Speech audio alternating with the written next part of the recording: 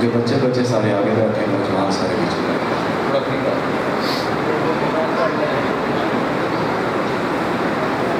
بسم اللہ الرحمن الرحیم۔ الحمدللہ الذی جعلنا من المتمسکین بولایت سلطان اولیاء سخن گزار منبر سلولی بائم علیہ السلام۔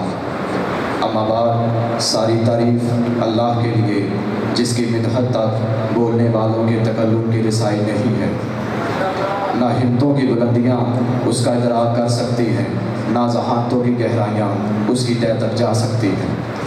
دین کی ابتدا اس کی معرفت سے ہے، اور معرفت کا کمال اس کی تصدیق ہے، اور تصدیق کا کمال توحید کا اقرار ہے، اور توحید کا کمال اخلاص عقیدہ ہے۔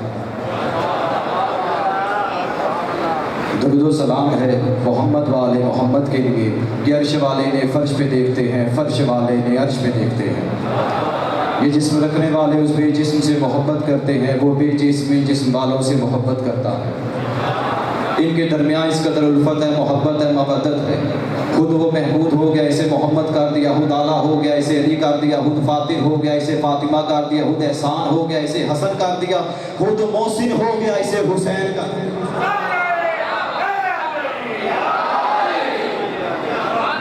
جس نے ان کو سوچنے کا ارادہ کیا وہ گمراہ ہو جاتا ہے، جس نے ان کا انکار کیا وہ شیطان ہو جاتا ہے، جس نے ان کو مان لیا وہ سلمان ہو جاتا ہے۔ درود پڑھیے محمد والے۔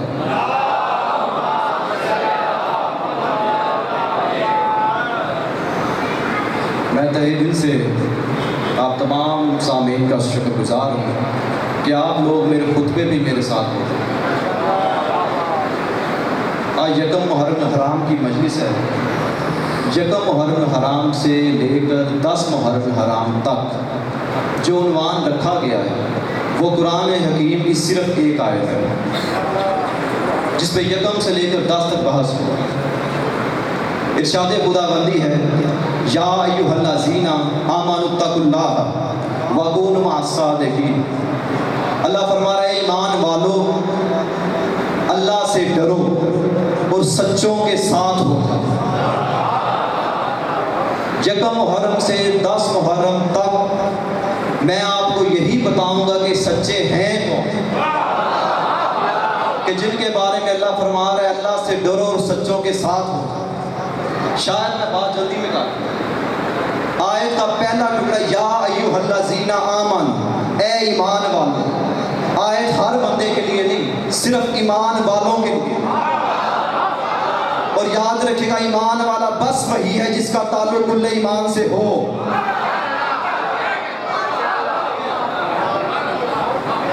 جس کا تعلق کل ایمان سے ہو، تو لہٰذا سچے بتائے جائیں کہ سچے ہیں کون، اور مجھے بتانے کی ضرورت نہیں کہ کل ایمان ہے کون۔ اور آج کی مجلس جس پہلے سچے پہ پڑھنا چاہ رہا ہوں وہ کل ایمان ہی ہے۔ سورہ منافقون میں ارشاد خداوندی ہے، پہلی آیت سے آج کا مجلس کا آغاز کرتے ہیں۔ اللہ فرما رہا ہے، وَإِذَا قِيلَ لَهُمْ تَعَالُوا يَسْتَغْفِرْ لَكُمْ۔ اللہ فرما رہا ہے اپنے بندوں سے، اللہ فرما رہا ہے وَإِذَا قِيلَ لَهُمْ تَعَالُوا يَسْتَغْفِرْ لَكُمْ رسول اللہ۔ اللہ فرما رہا ہے، اے میرے بندو، جب تمہیں کہا جاتا ہے کہ آؤ تاکہ اللہ کا رسول تمہارے لیے استغفار کرے، صرف اتنی سی آئے، جب تمہیں کہا جاتا ہے کہ آؤ کہ اللہ کا رسول تمہارے لیے استغفار کرے تاکہ تمہارے گناہ بخش دیے جائیں۔ اسی آیت کو لے کر ایک صحابی امام کے پاس آئے اور آ کر کہنے کا، مولا اللہ نے قرآن میں کہا ہے، اے میرے بندو آؤ، اللہ کس چیز کی طرف بلا رہا ہے، وہ کون سی چیز ہے جس کی طرف دعوت دی جا رہی ہے؟ جب بندے اس کے پاس آ جائیں گے تو اللہ کا رسول ان کے لیے استغفار کرے گا اور اللہ ان کے گناہ بخش دے گا۔ تو امام نے مسکراہٹ فرمایا، اللہ دنیا کو بتانا یہ چاہتا ہے، اے میرے بندو، اے میرے جاہلو، جس بندے نے گناہ کیا، جو گناہگار بندہ ہے، تم علی کی ولایت کی طرف آؤ، میرا رسول تمہارے لیے استغفار کرے گا، میں تمہارے گناہ بخش دوں گا۔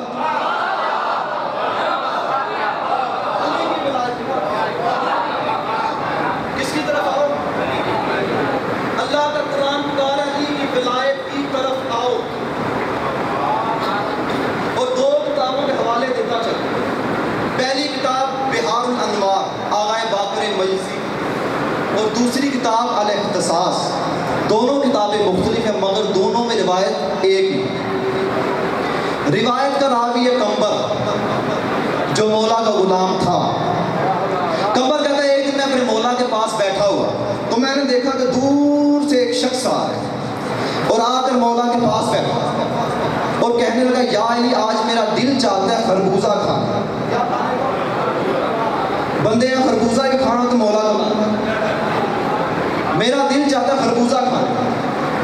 بات ہے ولایت کے اوپر. آؤ ولایت کی طرف, یہ بات ذہن میں رکھیے گا.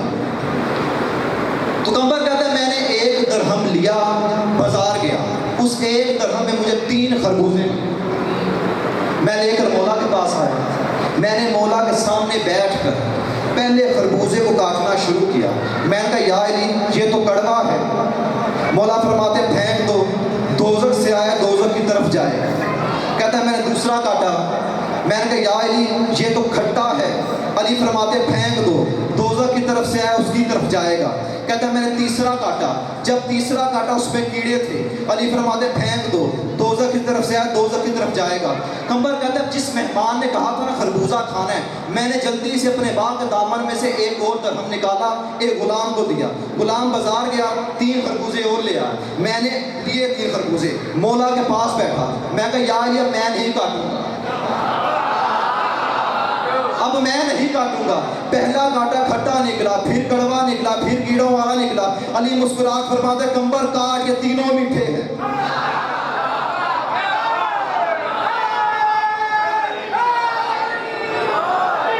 کمبر کاٹ, تینوں میٹھے. کمبر کہتے ہیں میں نے پہلا خربوزہ پکڑا, کاٹا, کہتا ہے واقعی میٹھا تھا. کمبر کہتا ہے میں نے پوری زندگی میں ایسا لذیذ خربوزہ کھایا ہی. کہتا ہے میں نے 1 اشخوص کھائی, 1 مولا کو دی, 1 مہمان کو دی. کمبر کہتا ہے جب تینوں خربوزے ختم ہو گئے تو مولا میرے طرف مخاطب ہوئے. فرماتے کمبر یاد رکھنا مجھ علی کی ولایت اللہ نے زمین و آسمان کے سامنے پیش کی. کائنات میں کوئی ایسا ذرہ نہیں, کوئی ایسا قطرہ نہیں پانی کا, کوئی ریت کا ایسا ذرہ نہیں جس کے سامنے میری ولایت پیش کی نہ گئی ہو. ہر ایک چیز کے سامنے مجھ علی کی ولایت پیش کی گئی. فرمایا کہ یا علی یہ ماجرا کیا ہے؟ فرمایا کمبر یاد رکھنا جب پھلوں کے سامنے میری ولایت پیش کی گئی, جس پھل نے میری ولایت کا اقرار کیا وہ میٹھا قرار پایا, جس نے ولایت کا انکار کیا وہ کھٹا کڑوا قرار پایا.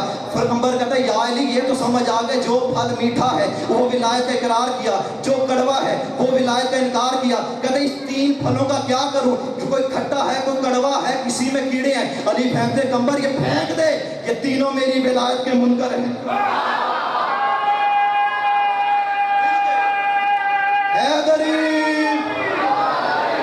تینوں ولایت. اور شاید آپ نے غور نہیں کیا جس نے حکم دیا ہے وہ علی ہے, جس پہ حکم لاگو ہوا ہے وہ 3 ہے. چوتھا کہہ رہے یہ تینوں جہنمی ہیں, جہنم سے آئے جہنم کی طرف جائیں. اب بات تو میں اسی طرح کر سکتا, کھول کے بات نہیں کر سکتا. چوتھا کہہ رہا تینوں جہنمی ہیں, جہنم کی طرف سے آئے ہیں جہنم کی طرف جائیں گے. اس لیے تو اللہ کے رسول نے فرمایا تھا یا علی قسیم النار والجنہ, یا علی تو جنت و جہنم کا تقسیم کرنے والا ہے. اور عزیزان گرامی مجھے آج تک یہ سمجھنے بندوں نے اپنی کتابوں میں لکھا, دیواروں تک لکھا. آپ دیواریں دیکھیں آج سے 10 سال پہلے دیواروں پہ بھی لکھا تھا کہ ناؤز باللہ رسول کے چچا علی کے بابا ابو طالب کافر ہے, اور علی قسیم النار والجنہ ہے, جنت اور جہنم کا تقسیم کرنے والا ہے. رسول نے حدیث بیان کر کے قیامت تک کے لیے فیصلہ کر دیا. اے میرے صحابہ, اے میری امت یاد رکھنا جنت اور جہنم تقسیم کرنی ہے علی نے. تو اس کا مطلب یہ ہوا جنت جو جاگیر ہے, ہمارے جاگیر ہو. مثال دو, یہ میرا بھائی بیٹھا, اس کی ایک جاگیر ہے, یعنی اس نے ایک زمین لی, اس زمین میں گھر بنایا. اب گھر کے دروازے پہ ہوگا کیا, میں گیا میں نے دستک دی, یہ باہر آئے, اگر تو مجھے اجازت دے گا تو میں گھر کے اندر جاؤں گا. اسے کہتے ہیں جاگیر. اگر یہ مجھے کہے دیکھو بھائی گھر میرا ہے، میں نے تمہیں اندر جانے دینا نہیں، میں تو نہیں، میں جاؤں گا، تو لوگ کیا کہیں گے؟ کیا کہیں گے؟ کہ پاگل ہے بھائی، جاگیر اس کی ہے، پراپرٹی اس کی ہے، اگر وہ اجازت دے تو جا سکتا ہے، اگر نہیں دے تو نہیں جا سکتا۔ تو جنت کس کی جاگیر ہے؟ اللہ کے رسول نے فرمایا جنت کے سردار حسنین ہیں، جنت جاگیر ہے ابو طالب کے بچوں کی۔ ابو طالب جائے گا اپنی جاگیر میں، اور جن لوگوں نے ابو طالب کو کافر کہا، اگر ان کے باپ کی کوئی جاگیر ہے تو وہ لائیں۔ میرے بڑے بھائی بہت ہی کمال شخصیت سید علی نقی خان صاحب تشریف لے آئے ہیں، بہت ہی اچھا پڑھنے والے ہیں اور ملک کی نامور شخصیت ہے۔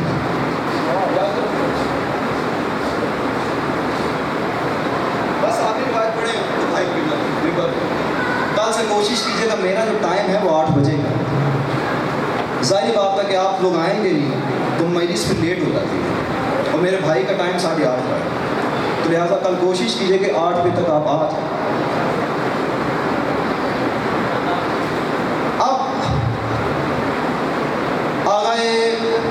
مشارق الانوار جنہوں نے کتاب لکھی، آغا حافظ رجب حسی، انہوں نے ایک روایت کو نقل کیا اپنی کتاب میں۔ وہ فرماتے ہیں راوی اس روایت کا اسبغ ابن نباتہ، اسبغ ابن نباتہ کہتا ہے کچھ منافق چل کر میرے مولا کے پاس آئے، یعنی علی ابن ابی طالب کے پاس، اور آ کر کہنے لگے کہ یا علی ہم نے سنا ہے کہ آپ نے مار ماہی، یعنی ماہی کہتے ہیں مچھلی کو، ماری سانپ جیسی جو مچھلی اسے حرام قرار دیا، اور آپ نے کہا کہ وہ مس شدہ ایک قوم ہے۔ مولا نے فرمایا ہاں اسی طرح ہے، وہ مس ہوئی مخلوق ہے۔ اسبغ بن نباتہ کہتا ہے منافقوں نے کہا اگر تو وہ ہے تو اس کا ثبوت دیجیے۔ اسبغ کہتا ہے مولا نے ان لوگوں کو ساتھ لیا، لے کر دریائے فرات کے کنارے آئے، اور آ کر بلند آواز سے کہا ہناس ہناس، 2 مرتبہ۔ کہتا سمندر کے پانی کو چیرتی ہوئی ایک مچھلی نکلی اور کہنے لگے لبیک لبیک۔ جیسے ہی باہر آئی مولا نے فرمایا مچھلی اپنا تعارف کرا، تو کون ہے؟ اس نے کہا یا علی میں ایک ایسی قوم کا فرد ہوں جس کے سامنے آپ کی ولایت پیش کی گئی، ہم نے انکار کیا، اللہ نے مس کر دیا، ہم آپ کی ولایت کے منکر تھے۔ اسبغ کہتا جب اتنی بات منافقوں نے سنی، منافق حیران ہوئے، پریشان ہوئے۔ جب مچھلی کی نگاہ پڑی نا منافقوں کے چہروں پر، مچھلی نے جملہ پھر بڑھایا۔ مچھلی کہتی یا علی کچھ بندے میں آپ کے ساتھ دیکھ رہی ہوں جن کا حال وہی ہوگا جو میرا ہوا، جن کا حال وہی ہوگا جو میرا ہوا۔ اسبغ کہتا ہے کہ منافق حیران بھی ہوئے، اب ایک دوسرے کو کہنیاں مارنے لگے۔ کہتا ہے یہ اسی جادوگر کا بھائی ہے، محمد مصطفیٰ کا جادو کیا۔ امام نے پھر مچھلی کو حکم دیا، اے مچھلی اپنا تفصیلی واقعہ تاکہ ایک ایک بندہ سن سکے۔ اسبغ بن نباتہ کہتے ہیں جب اس نے کہا نا تفصیلی واقعہ بیان کر، تو مچھلی نے کہا یا علی ہمارا تعلق بنی اسرائیل سے تھا، ہمارے 24 قبیلے تھے، اور جب آپ کی ولایت ہمارے سامنے پیش کی گئی ہم نے انکار کیا۔ اللہ ہمیں مہلت دیتا رہا کہ علی کی ولایت کی طرف آ جاؤ، وہی آیت، علی کی ولایت کی طرف آ جاؤ۔ ہم مسلسل سرکشی نافرمانی کرتے رہے۔ کہتے کچھ دنوں بعد ایک شخص آیا جسے یا علی آپ بہتر جانتے ہیں، وہ کون تھا؟ اس نے آ کے بلند آواز سے کہا ہمیں پکارا۔ اسبغ بن نباتہ کہتے ہیں مچھلی نے کہا کہ ہمارے جو قبیلے تھے 24 وہ مختلف مقامات پر تھے۔ مچھلی کہتی یا علی اس وقت میں پریشان ہوا جب اس کی ایک آواز پر 24 قبیلے 24 مختلف مقامات پر تھے، اس کی ایک آواز پر سارے کے سارے قبیلے مقام پر اکٹھے ہوئے۔ جب اکٹھے ہوئے اس نے کہا تمہارے سامنے ہم نے اس کی ولایت پیش کی جس کی ولایت کے بغیر نبی نہیں بنے، تم نے انکار کیا،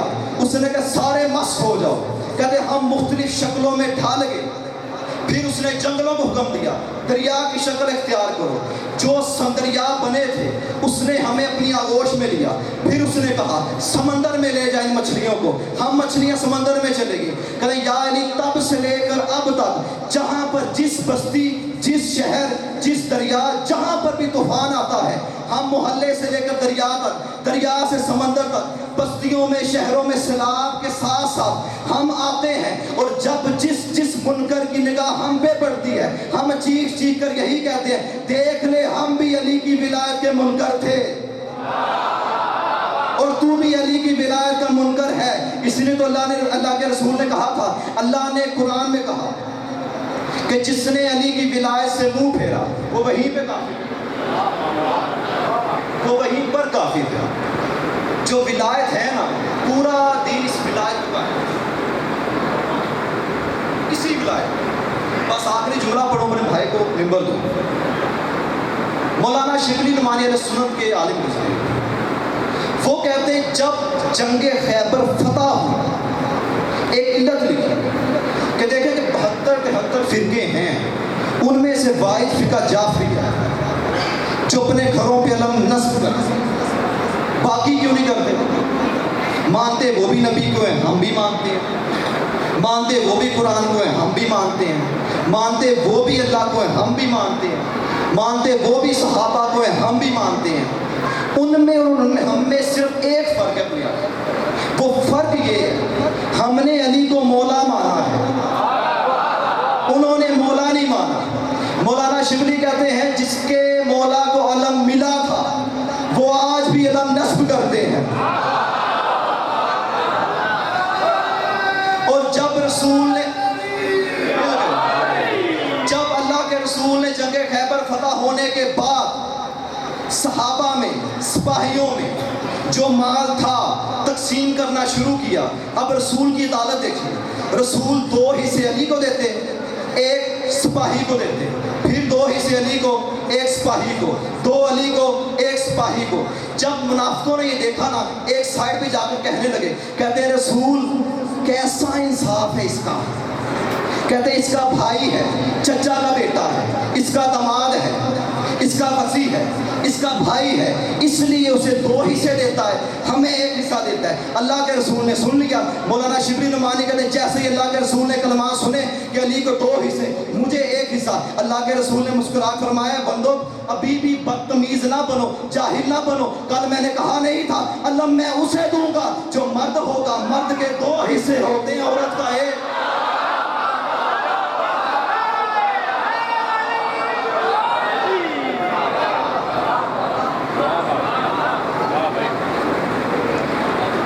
جس ولایت پر پورا دین کھڑا, اسی ولایت کی خاطر علی کی بیٹیوں نے اپنی چادریں اٹھائی. یہ یہاں وہ ہیں, اس میں کہنے کی ضرورت نہیں پڑتی. آپ روئیں, یہ کریں, وہ کریں, ہر بندہ دکھی. لفظ ہوتے ہیں پڑھنے والے کے پاس. تاریخ کہتی ہے 60 ہجری, بس آگے 3 منٹ. امام حسین علیہ السلام مسجد میں تھے. ولید نے اپنا قاسم بھیجا جو جوتوں سمیت مسجد میں داخل ہوا. اس نے آ کر امام حسین کے آگے خط پھینکا. امام نے خط اٹھانے سے پہلے کہا انا للہ و انا الیہ راجعون. صحابہ نے کہا یبنا رسول اللہ خط میں لکھا کیا؟ کہتے ہیں ولید نے مجھے اپنے دربار میں بلایا. امام حسین واپس گھر آئے اور جناب زینب کا دستور تھا کہ شام کا جب وقت ہوتا جناب زینب اپنے آنگن میں دسترخوان بچھا, امام حسین بیٹھتے, دائیں عباس, بائیں علی اکبر, محمد حنفیہ, قاسم اور محمد, سارے ہاشمی نوجوان بیٹھتے. جناب زینب کہتی ہیں اس رات میں نے دیکھا کہ جو حسین کھاتے وقت اپنے بھائیوں سے, اپنے بچوں سے گفتگو کرتا تھا, اس رات بڑا ہی خاموش ہے, آہستہ آہستہ لقمے اٹھاتا ہے. کہتا کچھ دیر گزری, جناب زینب فرماتی ہیں سارے ہاشمی جوان جو تھے اپنے اپنے حجروں میں چلے. میرا بھائی حجرے میں گیا, थोड़ी देर बाद आंगन में आ, जैसे ही सेर में आया, कहते हुसैन की मैंने अजीब कैफियत देखी, कभी आसमान को देखता है, कभी ज़मीन को, कभी हुजरे में जाता है, कभी हुजरे से बाहर। थोड़ी देर बाद इमाम हुसैन ने फरमाया, ज़ैनब मेरा अमामा लाओ, मेरी अबा लाओ, मेरी कबा लाओ। बीबी कहती मैंने पूछा नहीं कि मेरे भाई हुसैन इस रात की तारीकी में जाना कहाँ है। कहते मैं जल्दी से लेकर आई, मैंने दिया। कहते मेरी तलवार लेकर आओ। इमाम ने तलवार ली, चलने का इरादा किया। जनाब ज़ैनब ने पलट कर एक आवाज़, तारीख कहती है एक आवाज़ पर ओनो मोहम्मद दौड़ते हुए आए और कहा, मेरे बच्चों तुम्हारे मामू कहीं जा रहे हैं, इनके साथ जाओ और पूछना नहीं जा कहाँ रहा, जहाँ जहाँ बतूल का बेटा जाए इनके पीछे पीछे जाओ। दोनों शहजादे साथ चलने लगे। इतनी देर में जनाब उम्मे फरवा, जनाब कासिम की वालदा ने आवाज़ जल्दी से उठी, फरमाया कासिम, बीबी ज़ैनब ने बतूल की बेटी ने अपने शहजादों को हुसैन के साथ किया, तुम्हारे चचा कहीं जा रहे हैं, तुम भी साथ जाओ। शहजादा कासिम के साथ। थोड़ी देर गुजरी, जनाब उम्मे लैला ने मंजर देखा, फरमाया अकबर तुम्हारे बाबा कहीं जा रहे हैं, तुम भी अपने बाप के साथ जाओ। जब अकबर भी आ गए, थोड़ी देर बाद जनाब लुबाबा हज़रत अब्बास की जो जोजा थी भागती हुई अपने हुजरे में आई। देखती क्या है, अब्बास लेटे हैं, अब्बास के सीने पे फजल है। तारीख कहती है प्यार की कोई बातें हो रही थी बाप बेटे के दरमियान। जल्दी से जनाब आई और आकर कहने लगी कि अब्बास आप यहाँ पे लेटे हैं और आका कहीं पे जा रहे हैं। जल्दी से अब्बास उठे। तारीख कहती है हज़रत अब्बास ने फरमाया, आका ने दस्तरखान पर बैठे हुए तो नहीं कहा था कि मैंने कहीं जाना है।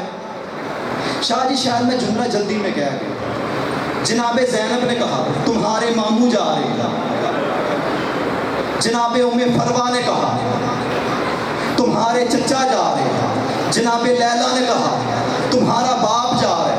हज़रत अब्बास की वफा पे इतनी ही सबूत काफ़ी है कि जब जनाब अब्बास की जोजा आई, ये नहीं कहा तुम्हारा भाई जा रहा है, फरमाया आका जा रहे हैं।